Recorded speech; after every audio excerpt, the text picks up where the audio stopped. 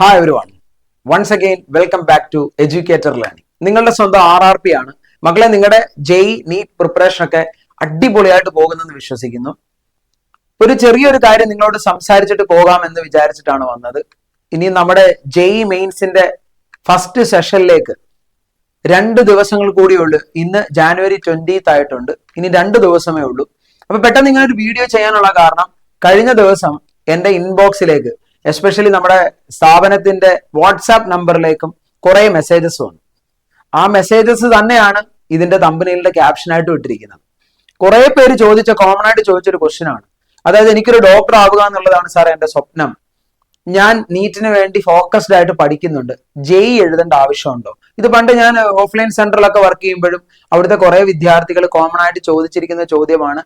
ഇപ്പോഴും പല സെന്ററുകളിലെ വിദ്യാർത്ഥികളും അവരുടെ പേരൻസിനോടോ അവരുടെ ടീച്ചേഴ്സിനോടോ ചോദിക്കുന്ന ഒരു ചോദ്യം തന്നെയാണിത്. നീറ്റിന് വേണ്ടിയാണ് പഠിക്കുന്നത്, പക്ഷെ JEE എക്സാം എഴുതേണ്ട കാര്യമുണ്ടോ? ഉറപ്പായിട്ടും ഞാൻ നിങ്ങളോട് പറയും, നിങ്ങൾ നീറ്റിന് പഠിച്ചോട്ടെ, നിങ്ങൾ JEEക്ക് പഠിച്ചോട്ടെ, കിട്ടാവുന്ന മാക്സിമം എക്സാംസ് നിങ്ങൾ അറ്റൻഡ് ചെയ്തിരിക്കണം. അതിനൊരൊറ്റ കാരണമേ ഉള്ളൂ, എത്രത്തോളം പ്രാക്ടീസ് കൂടുന്നുണ്ടോ അത്രത്തോളം കൺസെപ്റ്റും ആ ക്വസ്റ്റ്യൻ ചെയ്യാനുള്ള ഒരു കോൺഫിഡൻസും ഇക്വേഷൻസും എല്ലാം നിങ്ങളുടെ ഉള്ളിലേക്ക് എത്തും. ഒറ്റ ഡയലോഗ് ഇവിടെ പറയാനുള്ളത് നിങ്ങളോട്, പ്രാക്ടീസ് മേക്സ് പെർഫെക്റ്റ്. പണ്ട് ഞാൻ എഞ്ചിനീയറിംഗിന് പഠിക്കുന്ന സമയത്ത് എന്റെ എഞ്ചിനീയറിംഗ് കോളേജിന്റെ മെക്കാനിക്കൽ ലാബിൽ എഴുതി വെച്ചിരിക്കുന്ന ഒരു ഡയലോഗ് ഉണ്ട്. ഇത് തന്നെയാണ് എഴുതി വെച്ചിരിക്കുന്ന dialogue, practice makes man perfect. മക്കളെ, നമ്മൾക്ക് എത്രത്തോളം എക്സാം എഴുതാൻ പറ്റുന്നോ നിങ്ങൾ നോക്കിയാൽ മതി. ടോപ്പേഴ്സ് ആയിട്ട് റാങ്ക് നേടിയിട്ടുള്ളത് IITians ആയിക്കോട്ടെ, എയിംസിൽ പഠിക്കുന്ന കുട്ടികളായിക്കോട്ടെ, കേരളത്തിലുള്ള മെഡിക്കൽ കോളേജിലേക്ക് ടോപ്പ് റാങ്ക് വാങ്ങിയ കുട്ടികളോട് നിങ്ങൾ ചോദിച്ചോളൂ, ഉറപ്പാണ് അവർ മോക്ക് സീരീസുകളും മോക്ക് ടെസ്റ്റുകളും എഴുതിയിട്ടുണ്ടാവും. അവർ പ്രീവിയസ് ഇയർ ക്വസ്റ്റ്യൻസ് പ്രാക്ടീസ് ചെയ്തിട്ടുണ്ടാവും. നീറ്റിന് പഠിക്കുന്ന കുട്ടി JEEയുടെ ക്വസ്റ്റ്യൻസ് ചെയ്തിരിക്കണം. അപ്പൊ അവിടുന്ന് വരുന്ന അടുത്തൊരു ചോദ്യമുണ്ട്, നീറ്റിന്റെയും JEEയുടെയും സിലബസ് ഡിഫറന്റ് അല്ലേ? അപ്പൊ നീറ്റിന്റെ JEEയുടെ സിലബസ് ഡിഫറന്റ് ആണെങ്കിൽ ഞാൻ എന്തിനാണ് സാർ അത് ചെയ്യേണ്ട കാര്യം എന്താണ്? നിങ്ങൾ മനസ്സിലാക്കുക, കോമൺലി NCERTനെ ബേസ് ചെയ്തിട്ടാണ് ഈ 2 എക്സാംസ് നടക്കുന്നത്. ആകെ വരുന്ന വ്യത്യാസം എന്ന് പറയുന്നത്, JEE മെയിൻസിന്റെ ക്വസ്റ്റ്യൻസ് കുറച്ചുകൂടെ, ചില ക്വസ്റ്റ്യൻസ് ആപ്ലിക്കേഷൻ ലെവലിലേക്ക്, JEE അഡ്വാൻസിലേക്ക് എത്തുമ്പം ഹെവി ആപ്ലിക്കേഷൻ ലെവൽ തന്നെയാണ്. പക്ഷെ JEE മെയിൻസ് ആവുമ്പോഴും ക്വസ്റ്റ്യൻസ് ചിലത് ആപ്ലിക്കേഷൻ ലെവലിൽ ചോദിക്കാറുണ്ട്. അത്രയും ലെവലിലേക്ക് മേ ബി നീറ്റിന് പോകാൻ, നീറ്റ് എന്ന് പറയുന്ന എക്സാമിന് ചോദിക്കാറില്ല. നീറ്റിന്റെ ക്വസ്റ്റ്യൻസുമായിട്ട് കമ്പയർ ചെയ്യുമ്പോൾ JEEയുടെ ക്വസ്റ്റ്യൻസ് കുറച്ചുകൂടെ ഡിഫിക്കൽട്ട് ആവാറുണ്ടോ? ഒന്ന്. രണ്ടാമത്തെ വേറൊരു കാര്യം എന്ന് പറയുന്നത്, ഈ ചോദ്യങ്ങൾ വരാനുള്ള കാരണമാണ് ഞാൻ പറയുന്നത്. രണ്ടാമത് ഇങ്ങനെ ഒരു ചോദ്യം നമ്മളോട് ചോദിക്കാനുള്ള റീസൺ, നീറ്റിന്റെ സിലബസിൽ നിന്ന് കുറച്ചുകൂടെ ടോപ്പിക്കുകൾ JEE സിലബസിൽ ഉൾപ്പെട്ടിട്ടുണ്ടെന്നുള്ളതാണ്. പക്ഷെ നിങ്ങളൊരു കാര്യം മനസ്സിലാക്കുക. ഇപ്പൊ ഉദാഹരണം, നമ്മളൊരു അത്ലറ്റ് ആണെന്ന് വിചാരിക്കുക. നമ്മൾ ഒരു വെയിറ്റ് ലിഫ്റ്റിംഗിന് ചെല്ലുകയാണ്. നമ്മളുടെ മത്സര ഇനത്തിൽ നിങ്ങളൊരു 100 kgയുടെ വെയിറ്റ് ആണ് ലിഫ്റ്റ് ചെയ്യേണ്ടതെന്ന് വിചാരിക്കുക. 100 kgയുടെ വെയിറ്റ് ലിഫ്റ്റിങ്ങിന് പോകുന്ന നിങ്ങൾ 80 kgയുടെ വെയിറ്റ് എടുത്ത് പ്രാക്ടീസ് ചെയ്തിട്ടാണോ 100 kgക്ക് അവിടെ ചെല്ലേണ്ടത്? ആണോ? കോമൺ സെൻസ് വെച്ച് ആലോചിച്ച് നോക്കുക. ഒരു 100 kg വെയിറ്റ് ലിഫ്റ്റിന് വേണ്ടി നിൽക്കുന്ന ആള് ഉറപ്പായിട്ടും ഒരു 120 kg വെയിറ്റ് ലിഫ്റ്റ് വരെ പ്രാക്ടീസ് ചെയ്യുന്നത് നന്നായിരിക്കില്ലേ? പോട്ടെ, അറ്റ്ലീസ്റ്റ് 100 kg വെയിറ്റ് ലിഫ്റ്റിൽ നിൽക്കുന്ന ആൾക്ക് ഒരു 105 kg എങ്കിലും പൊക്കാനുള്ള കോൺഫിഡൻസിലേക്ക് എത്തിയാൽ ആ മത്സരത്തിന് ചെല്ലുമ്പോൾ അദ്ദേഹത്തിന്റെ കോൺഫിഡൻസ് വേറെ ലെവലായിരിക്കും. അതേപോലെ തന്നെ നിങ്ങൾ നീറ്റ് എക്സാം എഴുതുന്ന കുട്ടിയായിക്കോട്ടെ, പക്ഷെ JEE മെയിൻസിന്റെ എക്സാം അറ്റൻഡ് ചെയ്യുകയും അതോടൊപ്പം തന്നെ പിന്നീട് വരാൻ പോകുന്ന നിങ്ങൾ അറ്റൻഡ് ചെയ്യുന്ന സെഷൻ അല്ല, ബാക്കി പിന്നെ അങ്ങോട്ട് സെഷൻസ് ഉണ്ടല്ലോ, അതിലെ മുഴുവൻ ക്വസ്റ്റ്യൻസും പ്രാക്ടീസ് ചെയ്യുന്നതിലൂടെ മക്കളെ നിങ്ങൾക്ക് കിട്ടാൻ പോകുന്ന കോൺഫിഡൻസ്, നിങ്ങൾക്ക് കിട്ടാൻ പോകുന്ന അറിവ്, അത് വേറെ ലെവലാണ്. അതുകൊണ്ട് എഡ്യൂക്കേറ്റർ ലേണിംഗിന്റെയും ഞങ്ങളുടെ എല്ലാവരുടെയും റിക്വസ്റ്റ്, നിങ്ങൾ JEE മെയിൻസിന് അപ്ലൈ ചെയ്തിട്ടുണ്ടെങ്കിൽ, നിങ്ങൾ നീറ്റ് എഴുതുന്ന കുട്ടിയോ നിങ്ങൾ ഡോക്ടർ ആവാൻ ആഗ്രഹിക്കുന്ന കുട്ടിയോ ആയിക്കോട്ടെ, ഒരു പ്രശ്നവുമില്ല. പക്ഷെ എക്സാം ഉറപ്പായിട്ട് നിങ്ങൾ അറ്റൻഡ് ചെയ്തിരിക്കണം മക്കളെ, ഉറപ്പായിട്ട് അറ്റൻഡ് ചെയ്യണം.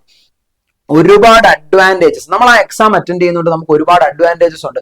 മഹാനായ സച്ചിൻ ടെണ്ടുൽക്കർ, അദ്ദേഹം നിങ്ങൾക്കറിയാം, ഗോഡ് ഓഫ് ക്രിക്കറ്റ്, ഇന്ത്യ കണ്ട ഏറ്റവും മികച്ച ഒരു ബാറ്റ്സ്മാൻ ആണ്. അദ്ദേഹം ഒരിക്കൽ ബാറ്റ് ചെയ്തുകൊണ്ടിരിക്കുമ്പോൾ പെട്ടെന്ന് ഒരു കഥ പെട്ടെന്ന് മനസ്സിലേക്ക് വന്നതാണ്. അദ്ദേഹം ഒരു തവണ ക്രിക്കറ്റ് കളിച്ചുകൊണ്ടിരിക്കുമ്പോൾ പെട്ടെന്ന് ബൗൾഡായി. പുള്ളിക്ക് മനസ്സിലായില്ല ആ പർട്ടിക്കുലർ ബൗൾ ഇത് എങ്ങനെയാ വന്നത്, പുള്ളിക്ക് ഐഡിയ കിട്ടിയില്ല. പുള്ളിക്ക് അന്നത്തെ രാത്രിയിൽ ഉറക്കമില്ല. അദ്ദേഹത്തിന്റെ ഇന്റർവ്യൂവിൽ പറഞ്ഞൊരു സ്റ്റോറിയാണ്. എന്നിട്ട് ഞാൻ അദ്ദേഹത്തിന്റെ വലിയൊരു ആരാധകനാണ്. അതിന്റെ ഒരു കാരണം ഇതൊക്കെ തന്നെ ആകാം. അദ്ദേഹം ആ ബൗൾ എങ്ങനെയാണെന്ന്, അന്ന് പോയിരുന്ന ആ ബൗള് വന്ന ഇത് എങ്ങനെയാണെന്ന് അദ്ദേഹം മനസ്സിലാക്കിയിട്ട് തൊട്ടടുത്ത ദിവസം ആ ടൈപ്പ് ഓഫ് ബൗള് ഏതാണ്ട് 1000-ൽ പരം ബൗൾ എറിഞ്ഞിട്ട് അതിൽ നെറ്റിൽ പ്രാക്ടീസ് ചെയ്തിട്ടാണ് അദ്ദേഹം തൊട്ടടുത്ത മാച്ച് അറ്റൻഡ് ചെയ്തതെന്ന് അദ്ദേഹം പറയുന്നുണ്ട്. ഒന്ന് ആലോചിച്ച് നോക്കിയ ആളുടെ ഡെഡിക്കേഷൻ എത്ര കഷ്ടപ്പെട്ടിട്ടായിരിക്കും. നമ്മൾ കാണുമ്പോൾ നമ്മൾ സച്ചിൻ സച്ചിൻ എന്നൊക്കെ പറയും, പക്ഷെ എത്ര ഡെഡിക്കേഷൻ കൊടുത്തിട്ടാണ് അദ്ദേഹം ആ ലെവലിലേക്ക് എത്തിയിരിക്കുന്നത്. അപ്പൊ നിങ്ങൾ മനസ്സിലാക്കുക, അദ്ദേഹത്തിന്റെ ആ പ്രാക്ടീസ് തന്നെയാണ് അദ്ദേഹത്തിന് അവിടെ എത്തിയിരിക്കുന്നത്, അല്ലെ, എത്തിച്ചിരിക്കുന്നത്. അപ്പൊ നിങ്ങളും എത്രത്തോളം പ്രാക്ടീസ് ചെയ്യാവോ അത് നിങ്ങൾക്ക് അഡ്വാൻറ്റേജ് ആണ് എന്ന കാര്യം നിങ്ങൾ മനസ്സിലാക്കുക. ഒന്ന്, ഇനി രണ്ടാമത് വേറെ കുറെ കാര്യങ്ങളൂടെ ഉണ്ട്. മക്കളെടാ, എക്സാം ഹാളിൽ പോയിരിക്കുമ്പോൾ നമുക്ക് കിട്ടുന്ന ഒരു ഫീൽ ഉണ്ട്. അതായത് നമ്മുടെ കൂടെ അതുവരെ ഒരുപാട് ആൾക്കാരുണ്ടായിരുന്നു. എക്സാം ഹാളിലേക്ക് എത്തുന്നതിന് മുമ്പ് വരെയും നമ്മുടെ ടീച്ചേഴ്സ് ഉണ്ടായിരുന്നു, നമ്മുടെ പേരൻസ് ഉണ്ടായിരുന്നു, നമ്മൾ പഠിക്കുന്ന ബുക്കുകൾ ഉണ്ടായിരുന്നു, ഷോർട്ട് നോട്ടുകൾ, ഇതെല്ലാം നമ്മുടെ കൂട്ടായിട്ടുണ്ടായിരുന്നു. എക്സാം ഹാളിനകത്ത് ചെല്ലുമ്പോൾ അങ്ങനെ ഒരു പരിപാടിയേ ഇല്ല. നമ്മൾ മാത്രമായി മാറുകയാണ്. നമ്മളും ക്വസ്റ്റ്യൻ പേപ്പറും മാത്രം ഒരു 3 മണിക്കൂർ സ്പെൻഡ് ചെയ്യുന്ന ഒരു വഴിയിലേക്ക് നമ്മൾ എത്തുകയാണ് ചെയ്യുന്നത്, അല്ലെ. ആ യാത്രയിൽ നിങ്ങൾ മാത്രമേ ഉള്ളൂ, നിങ്ങളുടെ കൂടെ നിങ്ങളുടെ ക്വസ്റ്റ്യനും നിങ്ങളുടെ നോളജേ ഉള്ളൂ. അപ്പൊ അത് അറ്റൻഡ് ചെയ്യുമ്പോൾ കിട്ടുന്ന ഒരു എക്സ്പീരിയൻസ് ഉണ്ടല്ലോ, അത് നമ്മൾ അവിടെ പോയിരുന്ന് മനസ്സിലാക്കിയാൽ നിങ്ങൾ നീറ്റിന് ചെല്ലുമ്പോഴത്തേക്ക് നിങ്ങൾക്ക് ഇതിനെപ്പറ്റി കുറച്ചുകൂടെ ഒരു ഐഡിയ ഉണ്ടാകും. അതാണ് രണ്ടാമത്തെ റീസൺ. മൂന്നാമത്തെ റീസൺ ഇതൊന്നുമല്ല, ടൈം മാനേജ്മെന്റ്. പ്രോപ്പർ ആയിട്ട് എക്സാം എഴുതി നമുക്ക് ടൈം മാനേജ് ചെയ്യാൻ പറ്റും. ഇപ്പൊ നിങ്ങൾ ഇവിടെ നിന്ന് ശ്രദ്ധിച്ചു നോക്കിയാൽ മനസ്സിലാക്കാൻ പറ്റും, JEE മെയിൻസിന് ഈ 3 സബ്ജക്റ്റുകളുണ്ട്. ഞാൻ ഇത് എഴുതി വെച്ചു, ഇതൊക്കെ നിങ്ങൾക്കുണ്ട്, നിങ്ങൾക്ക് ഇതിനെപ്പറ്റി നല്ല അവബോധം ഉണ്ടെന്നറിയാം. പണ്ട് കുറെ പേര് എന്നോട് ചോദിച്ചേക്കുന്ന ഒരു കാര്യമാണ്, അതുകൊണ്ടാണ് ഞാൻ ഈ സ്ലൈഡ് ഇതിലേക്ക് ഉൾപ്പെടുത്തിയത് തന്നെ. അതായത് ഞാൻ നീറ്റിനാണ് പഠിക്കുന്നത്, അപ്പൊ മാത്സ് എന്ന് പറയുന്ന സബ്ജക്ട് എനിക്കില്ല, ഫിസിക്സും കെമിസ്ട്രിയാണ് എനിക്കുള്ളത്.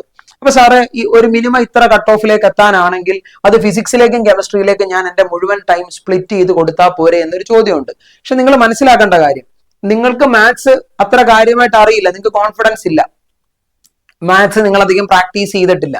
അപ്പൊ മാത്സ് നിങ്ങൾ ഉറപ്പായിട്ട് എഴുതണം എന്നല്ല ഞാൻ പറയുന്നത്.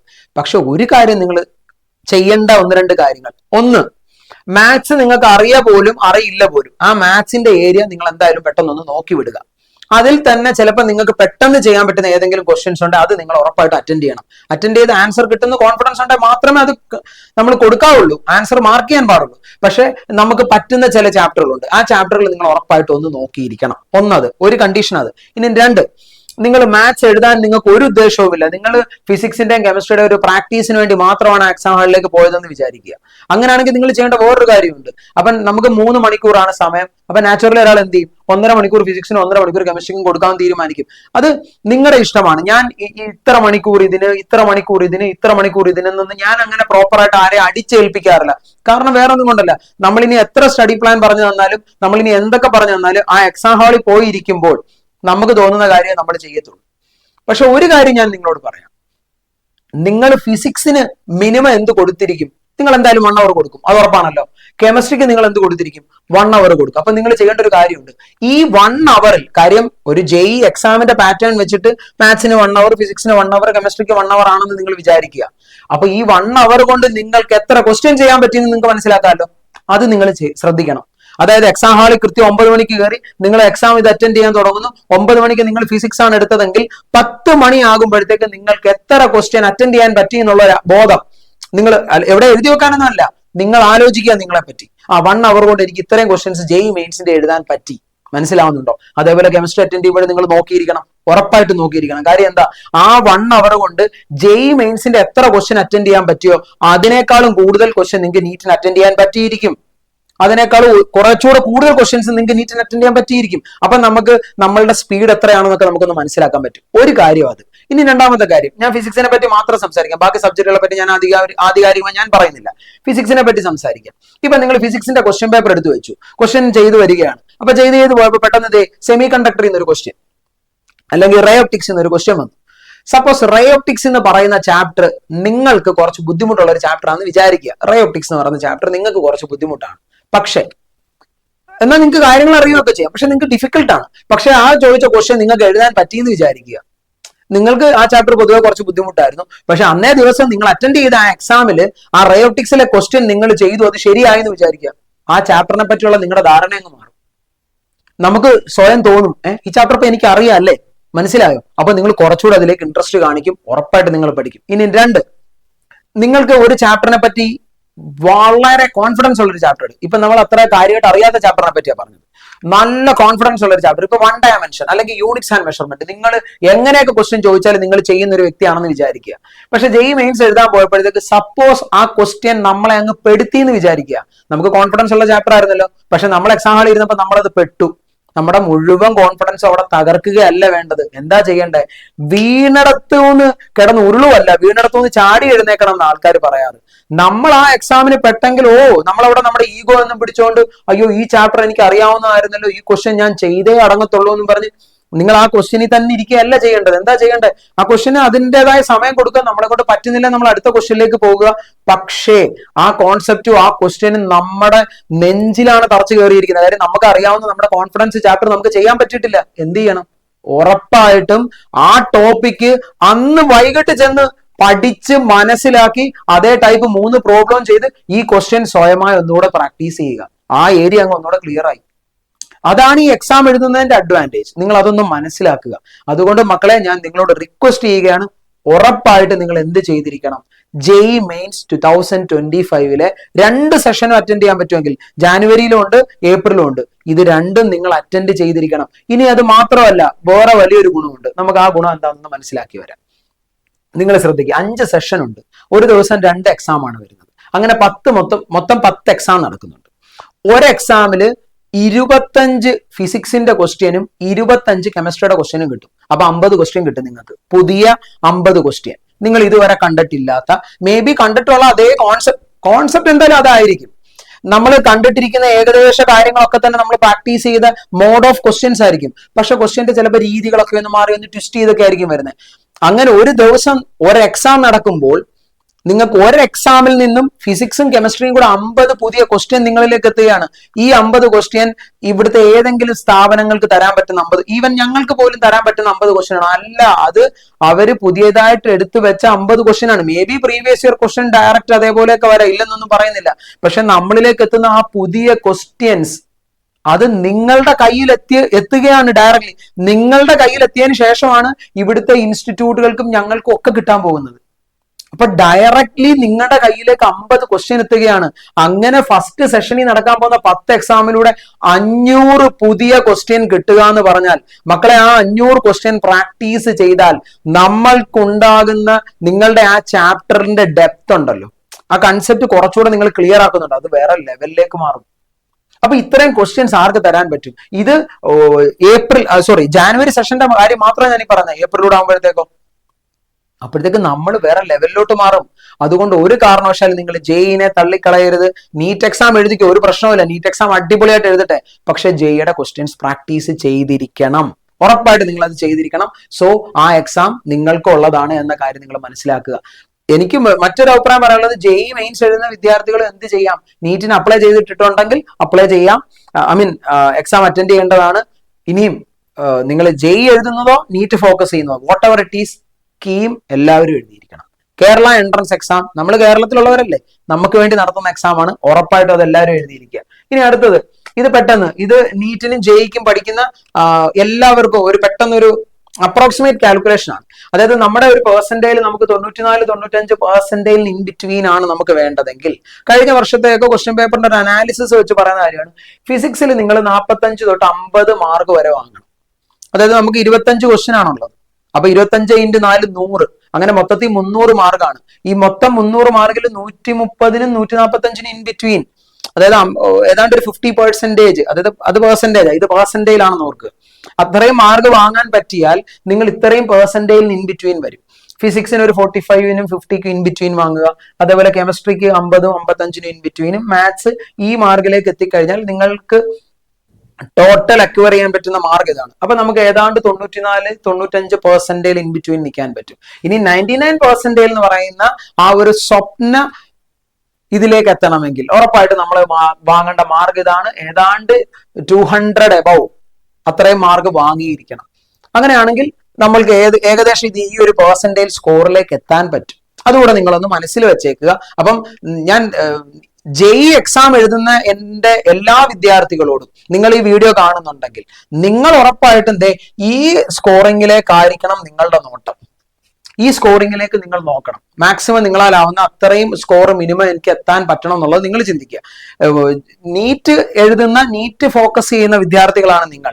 ജെഇ ഒരു പ്രാക്ടീസിന് വേണ്ടി മാത്രം പോകുന്ന വിദ്യാർത്ഥികളാണെങ്കിൽ നിങ്ങൾക്ക് ഇവിടേക്ക് എത്താൻ വലിയ പാടൊന്നുമില്ല എന്നുള്ളതാണ് ഏറ്റവും വലിയ സത്യം. പിന്നെ മാത്സ് എനിക്ക് അറിയില്ല നിങ്ങൾ എത്രത്തോളം മാത്സിൽ ഇതുണ്ടെന്ന് എനിക്ക് അതിനെപ്പറ്റി വലിയ ഐഡിയ ഇല്ല.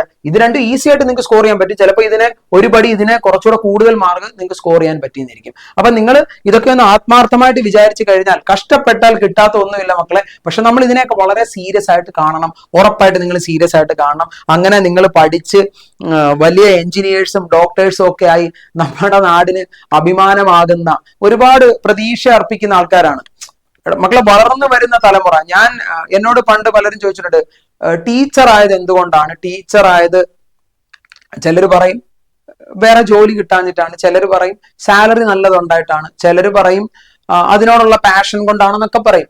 ഞാൻ എൻ്റെ ക്ലാസ്സിലെ സ്റ്റുഡൻസിനോടൊക്കെ പണ്ട് പറഞ്ഞിട്ടുള്ള ഒരു കാര്യമുണ്ട്. ഞാനൊരു അധ്യാപകനായതിന്റെ പല റീസണുകളുണ്ട്. അതിൽ ഒരു പ്രധാനപ്പെട്ട റീസൺ കുട്ടികളോട് കമ്മ്യൂണിക്കേറ്റ് ചെയ്യാൻ പറ്റുന്ന, ഏറ്റവും വളർന്നു വരുന്ന തലമുറയോട് ഒരാൾക്ക് നല്ല രീതിയിൽ കമ്മ്യൂണിക്കേറ്റ് ചെയ്യാൻ പറ്റുന്നുണ്ടെങ്കിൽ അതിലൊരു വിഭാഗമല്ല, എനിക്ക് തോന്നുന്നു ഏറ്റവും മുൻനിരയിൽ നിൽക്കുന്ന വിഭാഗം ടീച്ചേഴ്സ് ആണ്. ആ കാരണത്താലാണ് ഞാനും ടീച്ചർ ആയത്. സോ നിങ്ങൾ വളർന്നു വരുന്ന തലമുറയാണ്. നിങ്ങളെ എങ്ങനെ മാക്സിമം ഹെൽപ്പ് ചെയ്യാം, നിങ്ങൾ വളർന്നു വന്ന് നമ്മുടെ സമൂഹം നന്നാവട്ടെ, നമ്മുടെ സമൂഹം നന്നാവുന്നതിലൂടെ നമ്മുടെ രാജ്യം നന്നാവട്ടെ എന്നൊക്കെ നമുക്ക് വിചാരിക്കാം, അങ്ങനെ സ്വപ്നം കാണാം. ജെഇ എക്സാം എഴുതുന്ന എൻ്റെ എല്ലാ വിദ്യാർത്ഥികൾക്കും എഡ്യൂക്കേറ്റർ ലേണിംഗിന്റെയും ഞങ്ങളുടെയും ബെസ്റ്റ് വിഷസ്. എക്സാം അടിപൊളിയായിട്ട് എഴുതി വരിക. നമുക്ക് ഇനിയും കണ്ടുമുട്ടാം. Thank you so much.